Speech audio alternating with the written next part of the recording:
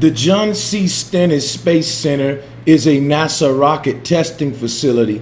It is located in Hancock County, Mississippi, on the banks of the Pearl River at the Mississippi-Louisiana border. As of 2012, it is NASA's largest rocket engine test facility. Keep in mind that this is called a rocket testing facility, but there are many conspiracies that suggest that it's a weather manipulation center. I want to point out also that it is located in Hancock County and is also at the border of Mississippi and Louisiana, where we've been seeing a lot of weather disasters. And one thing I want to point out about these so-called weather disasters that seem to be targeted in the areas of Louisiana, Mississippi, the Gulf areas, these so-called weather disasters haven't always occurred like we see them occurring today in these areas.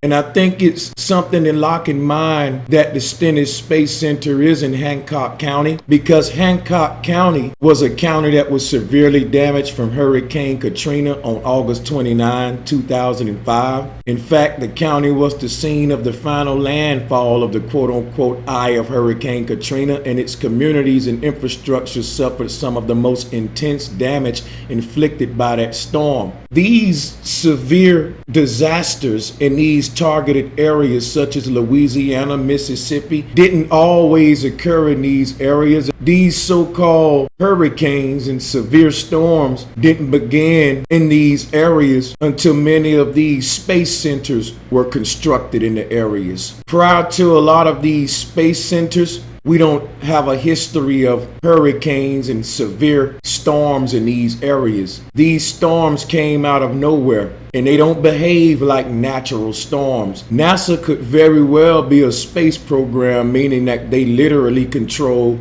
space by the mass displacement of people, by weather manipulation, under the guise of space centers and rocket engine test facilities. And as a result of displacing the masses, they are able to obtain land and space. So the space program literally is a program that gains control over large, valuable areas and land just by the displacement of people via weather manipulation. And I'm going to share a lot of evidence to support that as we move on. The initial requirements for NASA's proposed rocket testing facility required the site to be located between the rocket's manufacturing facility at Mike Hood Assembly Facility in eastern New Orleans, Louisiana, and the launch facility at the Kennedy Space Center in Florida. These different centers that we see in the Southeast United States are a chain of weather manipulation devices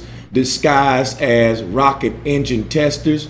And these chain of weather manipulation devices work together to seed catastrophic weather events in targeted areas. I just want to give some more history of the Stennis Space Center because I thought it was important. There's a history of displacing the people in these southern areas that goes all the way back to the 1960s. So NASA announced the formation of the Mississippi Test Facility, now known as Stennis Space Center, on October 25, 1961 for testing engines for the Apollo program. So John C. Stennis Space Center was originally called the Mississippi Test Facility, and there's a dark history with NASA and the residents of this area. And here are a couple of pictures here of the Mississippi Test Facility, now called the John C. Stennis Space Center. So some more important things I think we need to know about Stennis. Stennis is home to America's premier rocket engine test complex. Stennis was supposed to be a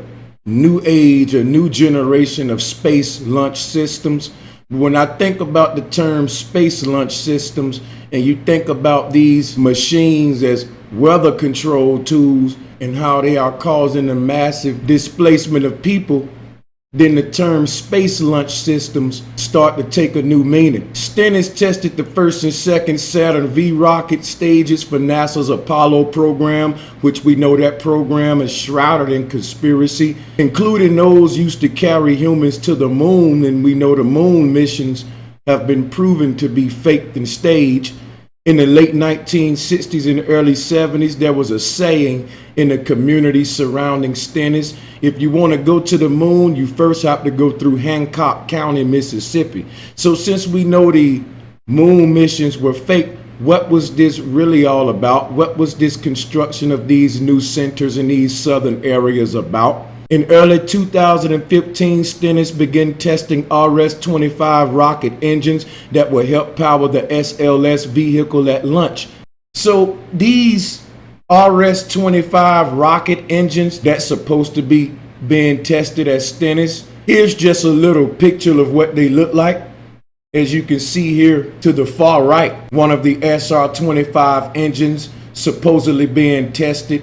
You can pull this up on Wikipedia, and these are the RS-25s that was just spoke of. We don't have to read all of this. I basically wanted to show you a picture of what they look like, and I wanted you to keep this picture in your mind. This whole testing facility in Mississippi is supposedly testing these engines, what you see in front of you, but I don't think that they're testing engines.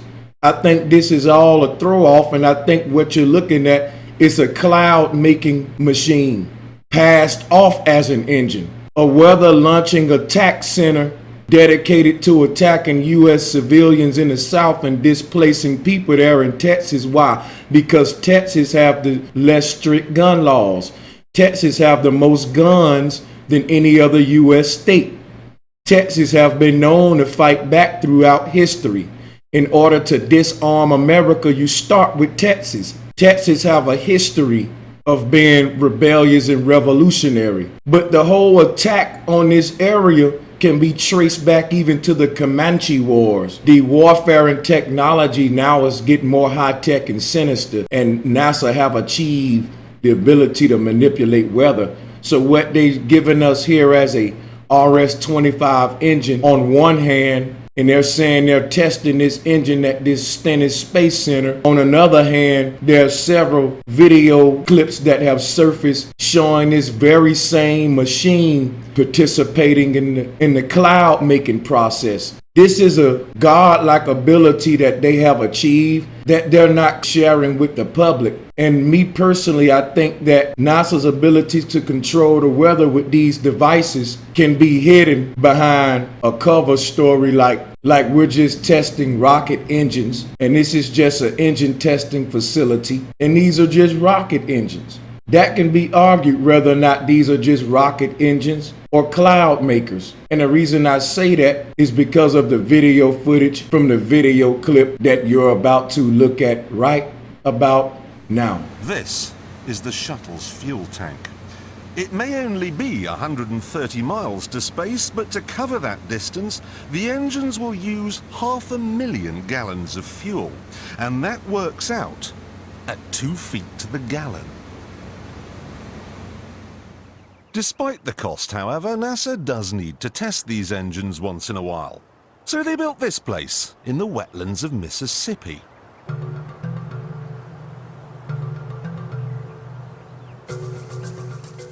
The first thing they installed was a huge loudspeaker, through which they played white noise to simulate the sound of a rocket. They then sent a number of trucks in different directions out into the wilderness, and the drivers were ordered to stop when the noise levels became acceptable. This gave them an imaginary boundary line, and anyone living on the inside of it was offered a simple choice. Stay, and you'll never hear another television program as long as you live. Or take the NASA shilling and get out. No one stayed, and NASA ended up with exactly what it wanted. 125,000 acres of nothing.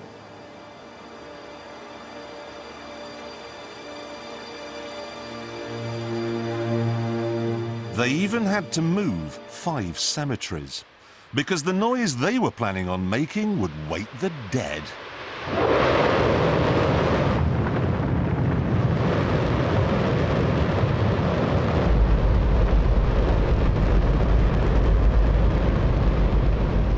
Don't worry sorry if you can't hear what I'm saying. I couldn't even hear myself. This is the loudest sound you could possibly conceive. And as it turns out, the cleanest.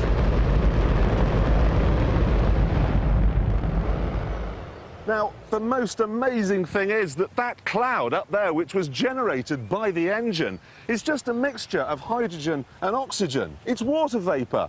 And in about an hour's time, someone in Mississippi is going to get wet washing. It will actually rain.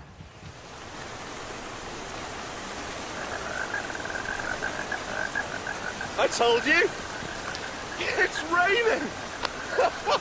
That's unbelievable! Oh. NASA's playing God. It's making its own weather. NASA's playing God. It's making its own weather.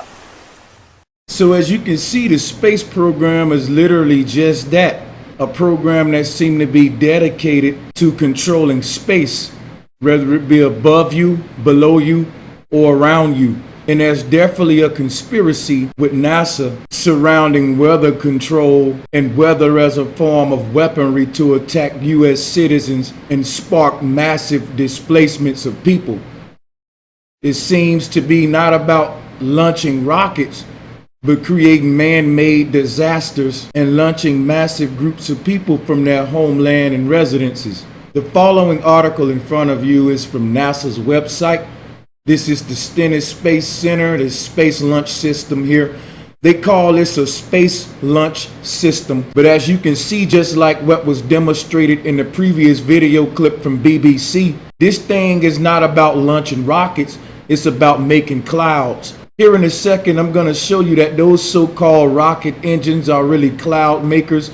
And later I will show you that the journey to Mars is really their journey to launch mankind into a World War III. Mars means war. The planet is red like blood.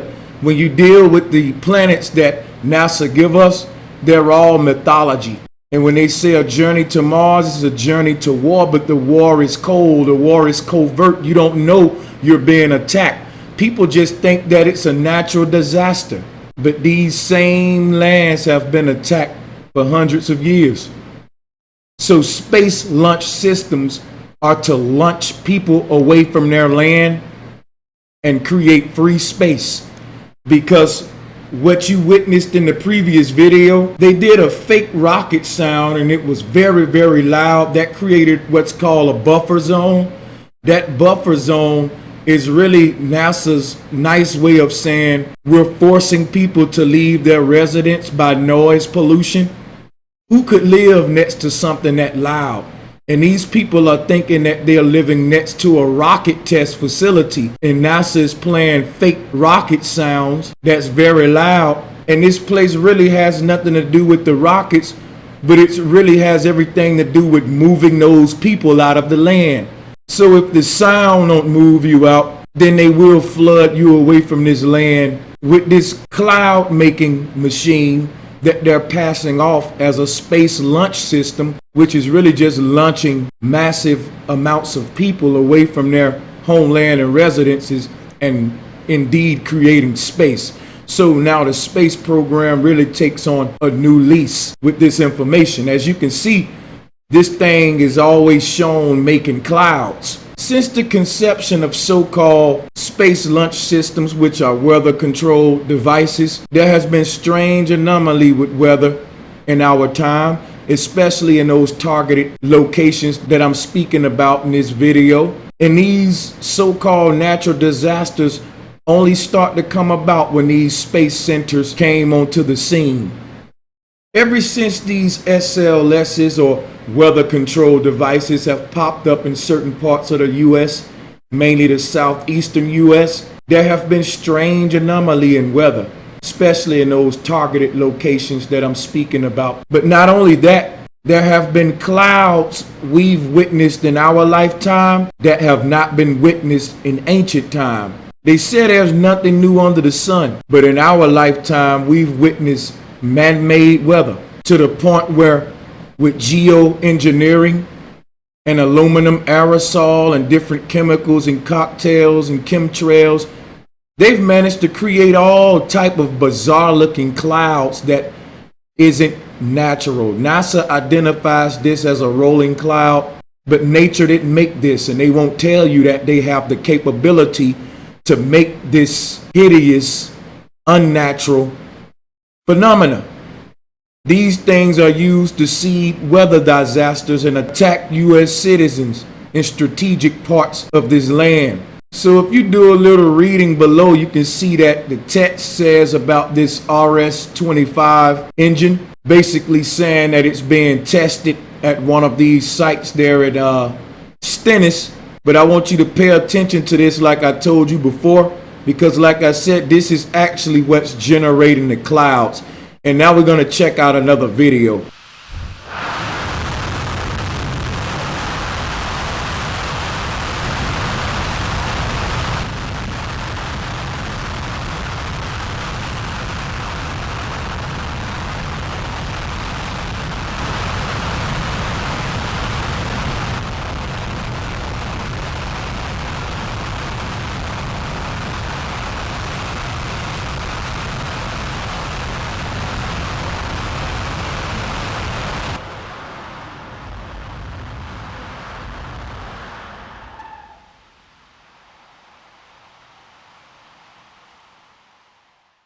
So apparently this cloud maker, RS-25 engine, was designed for a series of rockets called the Thor Delta series, as you can see here. And the words they use for these things are just a dead giveaway. For example, when you talk Hurricane Harvey, the word Harvey means battle ready. And this is an act of war. The name chosen for these rockets, Thor Delta, says a lot because Thor is the god of thunder. He's a god that has control over the weather. He's a god that's able to rule the people by threatening them with that ability. Thor has been known in mythology to cause great massive storms, and he's known for his use of rain as a weapon. And all of these mythological gods are just scientific concepts. It will actually rain. NASA's playing God. It's making its own weather. And all of these mythological gods are just scientific concepts that the elite actually manifest. NASA's playing God. It's making its own weather. Thor being the name of this whole weapon system that controls the weather. Delta being the area that's been the most attacked. The Mississippi Delta areas, the Louisiana Delta areas. The Delta was often flooded in ancient day, meaning the mouth of the Nile. The Delta symbolizes the female vulva.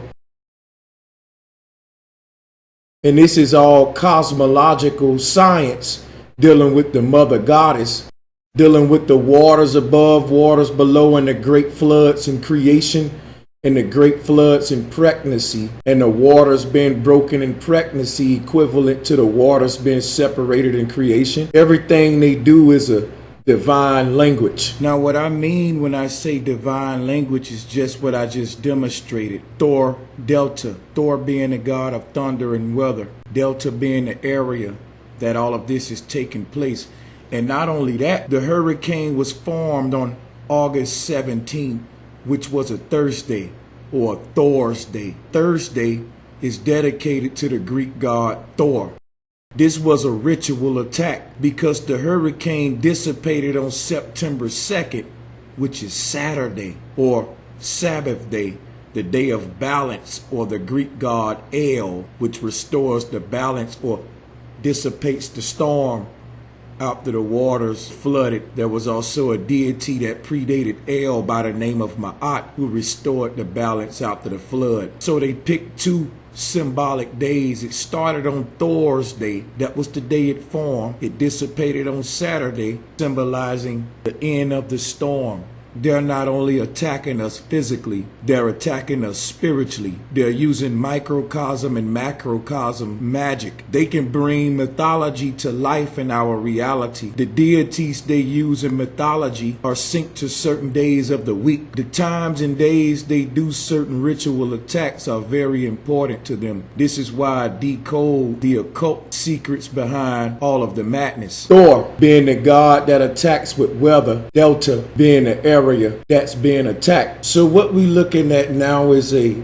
top view of Hancock County, Mississippi. And if you look closely at the map, you can see the NASA test site, what's known as Stennis, used to be Mississippi Testing Center. And you also can see an idea of the buffer zone. But to give you a little idea of the history of this flooding, what we're seeing today in these areas is really nothing new. So before construction began, 5 small communities plus the northern portion of a sixth and a combined population of 700 families had to be completely relocated off the facility. And what they mean by that is, again, noise pollution. They created a buffer zone with fake rocket noise, and they basically forced the people off their residences. So the effort acquired more than 3,200 parcels of privately owned land, and there was no fight at all, and NASA didn't pay a dime to acquire none of this valuable land. It included 786 residences, 16 churches, 19 stores, 3 schools, and a wide assortment of commercial buildings, including nightclubs and community centers. So the flooding that's going on right now, if you ask me, is their attempt to expand their land. So they don't necessarily have to move the facilities if they can improve how far out they're able to see the weather. And they can see this weather out cross country almost. So these clouds move pretty fast, and they can acquire more land and expand their land in their space by pushing people out of these areas with this weather. So again, NASA literally controls space. The 13,500 acre site was selected on October 25, 1961 on the Mississippi Test Facility or Pearl River site. On December 18, 1961, NASA officially designated the facility as NASA Mississippi Test Operations. The test area, officially known as the Fee area, is surrounded by a 125,000 acre acoustical buffer zone. Starting in 1971, all Space Shuttle main engines were flight certified at Stennis. On June 14, 1974, the site was renamed National Space Technology Laboratories, a name that continued until May 20th, 1988, when it was renamed for Mississippi Senator and Space Program supporter John C. Stennis. Now, it is important for me to stop here and to inform you that John C. Stennis himself is a very interesting man. And shortly we will explore just briefly who John C. Stennis is, because I think that's important. With the end of the Apollo and shuttle programs, use of the base decreased with economic impact to the surrounding communities. So there was an economic impact to the communities when this space center moved in town. And the residents here wasn't happy at all. And not only was there an economic impact, but the reason the use of the base had decreased because they had already ran all of the residents away like they wanted to. The first thing they installed was a huge loudspeaker, through which they played white noise to simulate the sound of a rocket. And the drivers were ordered to stop when the noise levels became acceptable. This gave them an imaginary boundary line, and anyone living on the inside of it was offered a simple choice. Stay, and you'll never hear another television program as long as you live. Or take the NASA shilling and get out. No one stayed. And NASA ended up with exactly what it wanted. 125,000 acres of nothing. The purpose of the base was noise attack. During these times in the 60s and 70s and 80s, there were floods, guys. And so when they say that the use of the base decreased, it wasn't until after those noise attacks and after those floods. They ran away all of the residences, and they acquired the land for free. They acquired the land by force. They later came up with different programs for the residences to kind of compensate them for stealing their land. But even then, the whole scheme behind those programs was to usher in the whole mortgage deception. So they killed so many birds with one stone here. And I'm going to get into all of that here shortly. So what we call Stennis Space Center was located approximately 88 kilometers northeast of New Orleans in Hancock County, Mississippi. That's important to keep in mind. All of these areas been under heavy weather attacks ever since then, and it's still going on today. The massive displacement of people from these areas. You see, to clear the people of this land in the beginning, they had the noise attack. No one gonna live around all of these loud rockets. When they created this buffer zone, they don't even need to have loud rocket sounds anymore because there's no one around this place for miles. So they're actually now have the area clear where they can make all of this noise, create these clouds. No one's around to see this stuff being created for miles. Next thing you know, miles and miles away in Texas, they experienced record-breaking rainfall.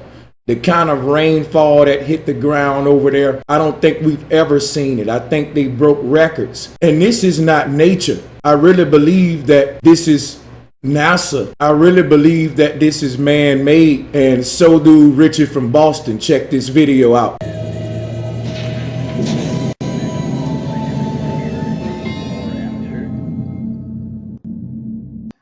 What's up, YouTube? It's Richie from Boston. It's the 31st of August. It's 2017, and this is our headline once again. Once again. It's like clockwork, isn't it? Every single solitary summer, we have something crazy go down. And this year, 15 or 12 years later, I forget off the top of my head, we have Hurricane Harvey decimating large majorities of Texas, and they're already warning that gas may run out by Labor Day. Meanwhile, we've got chemical plants that spark new worries in storm-soaked Texas. All of this, absolutely all of this was by design. I put this video up late last night that was showing what you're looking at right now. This was NASA yesterday releasing all this moisture into the atmosphere under the guise of getting the rocket ready. Their very, very next door neighbor is getting hammered by a hurricane that keeps going back out into the ocean, gathering more water and coming back in, back out and back in. I live on the ocean. Many people live on the ocean. A hurricane is a natural event, just like weather. It moves in, it does its thing, and moves out. It doesn't sit in an area for days and days and days. It doesn't keep going back out to sea to gather more water and then come back in and dump that water. And even if any of this stuff were natural, how incredibly irresponsible would it be for NASA in the very next state to be doing this in the atmosphere, which is absolutely, without a doubt, 100% fact, this causes mass precipitation. They had to do this yesterday. On August 30th, 2017, while Hurricane Harvey is killing people and leaving people homeless, they had to do this yesterday. It seems kind of like a plan, doesn't it? Well, take a look at this. iPet Go 2. Take a look at this right here, this scene. Notice this right here. Notice the oil refineries in the background with the storm clouds over them going on and off. And notice that the oil is dumping into the sea. Does that look an awful lot like something that would make you think of Houston, Texas? Does that make you think of everything that we're seeing right now? Does that make you think of the storm-soaked Texas where refinery plants may blow up, explode? It's unbelievable that this is all occurring. Meanwhile, certain people don't believe any of this is accurate whatsoever at all. They think it's specifically HAARP. They don't seem to understand that many times, including last year in West Virginia, people like Ron Johnson on Stranger Than Fiction News showcased how NexRad was showing all the power plants working in unison in West Virginia. Now, this is the flood that I went to with a couple of other YouTube channels, and we brought supplies and we gave them labor for 2 days. Drove day and night to get out there to West Virginia to help these people. What happened to them was absolutely otherworldly. Not something that was done by God, because, again, Ron Johnson, Stranger Than Fiction News, caught this on the next rad, where he was literally catching them pulsing the storm all the way across the country till it finally hit West Virginia and then dumped 5 to 6 feet of water in hours. And we saw it firsthand. The water was way over my head. And it was odd also because there was a revival of sorts for people that were finding their way back to Jesus at the same time. So that was 2 birds with 1 stone. Now, Texas, what's their sin? Why would it be Texas? Because Texas per capita has more patriots, more gun owners, more people that have their own resources. Texas has threatened to secede from the Union numerous times. Texas has their own oil refineries. Texas has their own shores, shipping, so forth, so on. So that's what happens. And again, predictive programming, things like we see in this right here, iPet Goat, this has gone on for years, and this is a clear harbinger right here. Now watch the very next scene and look in the background. Tell me that's not Texas. You see what I'm saying? At any rate, Richie from Boston, like, share, subscribe. I'm having a hell of a time getting a hold of Dane Wigington. He's been very busy, and that might not go through. I'm not exactly sure. Richie from Boston, I am out. So we see what's going on with Harvey today. We look back and remember that a corridor from Texas and Louisiana to Missouri was hammered with major floods in 2015. A massive flood swamped parts of southern and eastern Louisiana in August 2016. In a string of more than a dozen flood events that have affected parts of Texas, Oklahoma, Louisiana, Arkansas, and Missouri since March 2015. The most recent event, from a swath of up to 31 inches of rain in just 2 days' time, flooded tens of thousands of homes, led to at least 20,000 rescues, and also triggered significant flooding in parts of southeast Missouri and southern Illinois. So all of these states, Missouri, Illinois, Mississippi, Texas, Louisiana, they all have something in common. Remember what I said earlier? They are all part of what's called the U.S. Delta region, starting with one of the most important, which is the Mississippi Delta. We understand the importance of the Mississippi River.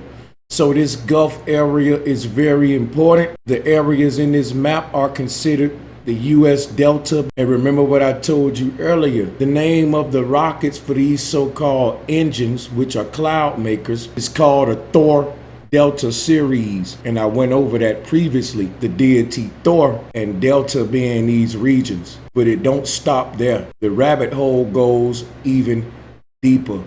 Join me for part 2, because there's so many more things I have to reveal to you concerning this so-called Hurricane Harvey, which is really an attack by NASA. And NASA is one of the most important factions of our military. U.S. citizens don't even know that we're under attack. The mission to Mars, in my opinion, is their attempt to steer us right into World War III. I'm on to their magic, and I have so much more to share with you guys so that you can share. We got to wake people up. We're under attack. And how convenient would it be for them to have the control over weather and to be able to attack citizens without us even knowing it, because we thinking it's just natural weather. Please join me for part 2, because there's so much more information and valuable revelations. Knowledge is power. And again, I thank each and every last one of you for joining in. Fear not. Peace and much love.